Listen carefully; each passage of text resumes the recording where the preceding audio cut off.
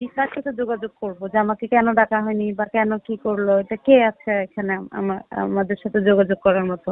দিন দিন তো এটা বেড়েই যাচ্ছে যে এ চেঞ্জ হচ্ছে, সরকার চেঞ্জ হচ্ছে, সবকিছু চেঞ্জ হচ্ছে, কিন্তু এই একটা জায়গায় কোনো পরিবর্তনই আসছে না। যে যার মতো করেই কাজ করছে, আর আমরা আমাদের মতো করেই আছি, নীরবে সহ্য করে যাওয়া লাগছে আমাদের। আপু, ওই যে আজকে আপনি একটা স্ট্যাটাস দিয়েছেন, মানে আপনাদেরকে কি কোয়াপ থেকে কোনোভাবে ডাকাই হয়নি নাকি, বা কোনো পরামর্শই করা হয়নি আপনাদের সাথে?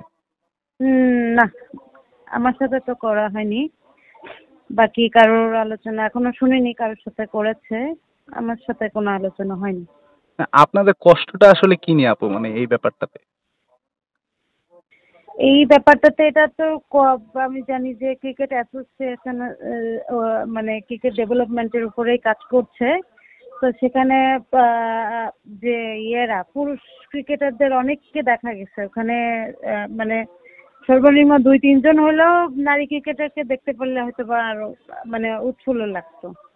বুঝতে, এই ক্ষেত্রে তো আপনারা যারা নারী ক্রিকেটার দেখলাম, জ্যোতি আপা, আপনি, মানে আপনাদের তাহলে সবারই একটা এটা একটা আকাঙ্ক্ষা যে আপনাদেরকে এইসব জিনিসে ইনভলভ করা বা ডাকা, বা আপনাদের নিজেদের জন্য। ডেফিনেটলি আমরা যেহেতু ক্রিকেট খেলছি এবং আমরাও দেশের জন্য লড়ছি, দেশের আমাদের জন্য তো গর্ববোধ করে নাকি?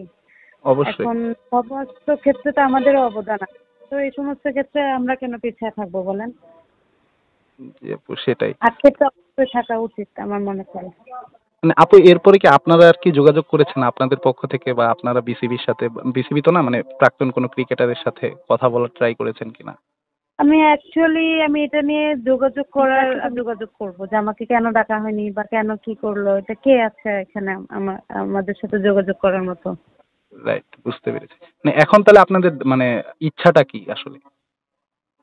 এখন কোনো ইচ্ছা নেই। অ্যাকচুয়ালি এটা একটা মনের দুঃখ ছিল যে একটা এত বড় একটা অ্যাসোসিয়েশন, আমাদের সাথে কোনো নেগোসিয়েশন হয়নি। এটা একটা আমাদের খারাপ লাগা ছিল। এটা তো এই যে শুধু এইটা না, বরাবরই ওখানে আরো কিছু উল্লেখ করা ছিল।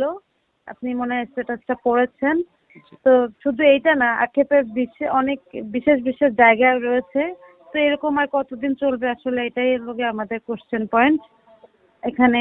আর যে প্রবলেমটা হচ্ছে যে দিন তো এটা বেড়েই যাচ্ছে যে এ চেঞ্জ হচ্ছে, সরকার চেঞ্জ হচ্ছে, সবকিছু চেঞ্জ হচ্ছে, কিন্তু এই একটা জায়গায় কোনো পরিবর্তনই আসছে না। যে যার মতো করেই কাজ করছে, আর আমরা আমাদের মতো করেই আছি, নীরবে সহ্য করে যাওয়া লাগছে আমাদের।